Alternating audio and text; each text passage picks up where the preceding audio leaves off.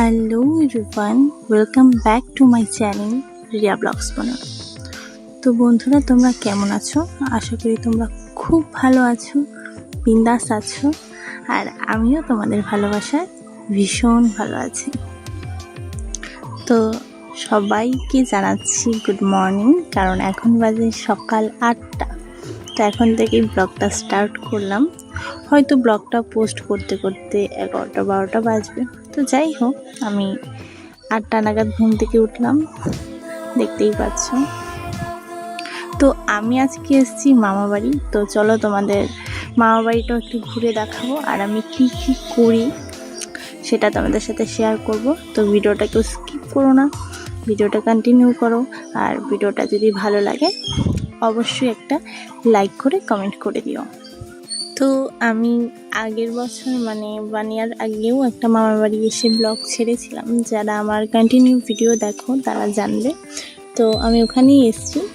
তো অনেক দিন পর মামার বাড়ি এলাম, তাই ভাবলাম তোমাদের সাথে একটা ছোট্ট করে ব্লগ কিন্তু শেয়ার করাই যায়।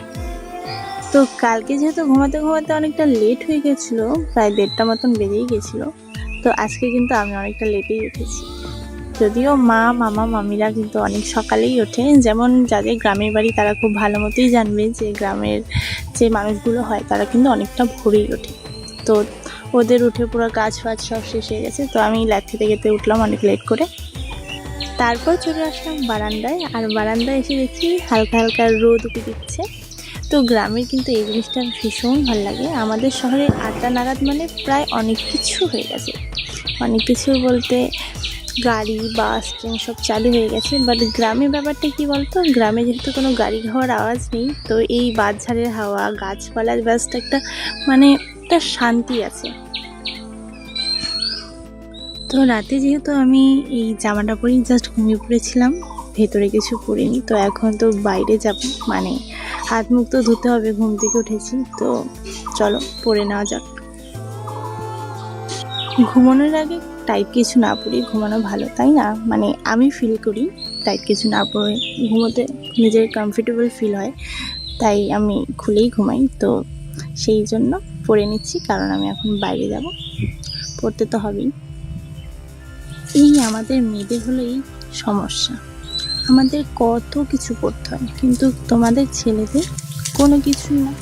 তোমরা জাস্ট একটা গামছা পরেও বেরিয়ে পড়তে পারবে, বাট আমাদের দেখো কত কিছু করতে হয়। এই হলো আমাদের সমস্যা। এই ধরো যতক্ষণ আমরা বাড়িতে থাকি বা কোথাও বেরোই না, ততক্ষণ একটু খোলামেলাভাবে থাকতে পারি। বাট রাস্তাঘাট বা একটু বাড়ির থেকে দূরে গেলেও আমাদের অনেক কিছুই পরে বেরোতে হয়। আর সচরাচর এখন গরম পড়েই গেছে, তো তেমনভাবে ভারীও কিছু ক্যারি করতে পারি না, ভীষণ গরম লাগে।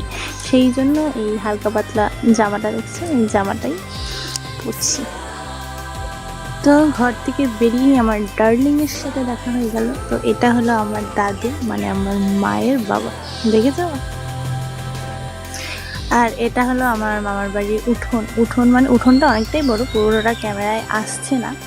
তো একটা সুন্দর মৃদু হাওয়া দিচ্ছিল। তো এই মৃদু হাওয়াটা ভীষণ ভালো লাগছিল আমার, সেই জন্য একটু হাওয়া খাচ্ছিলাম আর কি। আর ঘুম থেকে উঠে যদি এরকম একটা পরিবেশ পাওয়া যায়, তাহলে নিজের মাইন্ডটা আর সারা দিনটাও কিন্তু ভীষণ ভালো যায়।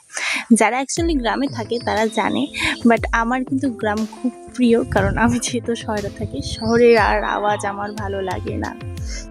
তারপর হেলতে দুলতে চলে আসলাম কল পাড়ে। আর কলটা এতটাই পিচি মানে ছোট, আমার খুব অসুবিধা হচ্ছিল পাম্প করতে।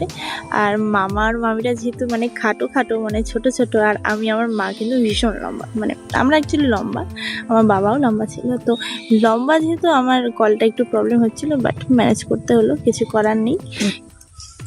তো এখন আমি মুখটা ধুয়ে নেব। আর ওই যে আমার পিছনে দেখছো, ওটা কিন্তু রান্নাঘর আমাদের মামা বাড়ি। তো এখানে আমার মা বসে আছে, দেখতে পাচ্ছ? তো এটা কিন্তু আমার নতুন মামা বাড়ি। আমাদের আরও আগে একটা দাদু বাড়ি ছিল, মানে পুরনো বাড়ি যেটা বলে, তো সেটা তোরসায় ভেঙে গেছে তোরসা নদীর জলে, বন্যায় আগের বছর। তো এটা নতুন। তো মার ছোটোবেলাটা ওখানেই হয়েছে, মার বিয়ে শাদি আরও মামাদের যে বিয়ে, মাসিদের বিয়ে ওখানেই হয়েছে। তো এটা এই 3 বছর যাবৎ করেছে বাড়িটা। বাট আগে আরও সামনের দিকটায়, মানে আরও সামনে অনেকটাই বড় ছিল, তো ওটা পুরনো বাড়ি ছিল। তো এখন সেখানেই যাব আমরা সবাই মিলে চা ফা খেয়ে। মাদের বোধহয় চা ফা খাওয়া হয়েই গেছে, আমি এখনও খাইনি। তো আমি খেয়ে ঘুরতে বেরোবো। আর এখনও আমের সিজনে আম মাখা খাইনি, আমাদের ওইদিকে কিনে খেতে হবে। বাট কিনে খাওয়ার থেকে আমার মনে হয় গাছ থেকে পেড়ে খাওয়া অনেক ভালো। তো দেখলাম আমি অনেক বাড়িতেই আম হয়েছে, তো হয় যাবো নাহলে চুরি করে আম মাখা খাবো। তো বন্ধুরা, তোমাদের ভিডিওটা কেমন লাগলো? এই ছিল আজকের ব্লগ। তো ব্লগটা যদি ভালো লাগে অবশ্যই একটা লাইক করে দিও। দেখা হবে ভালো একটা ব্লগে। ততদিনের জন্য সুস্থ থাকবে, ভালো থাকবে, টাটা বাই।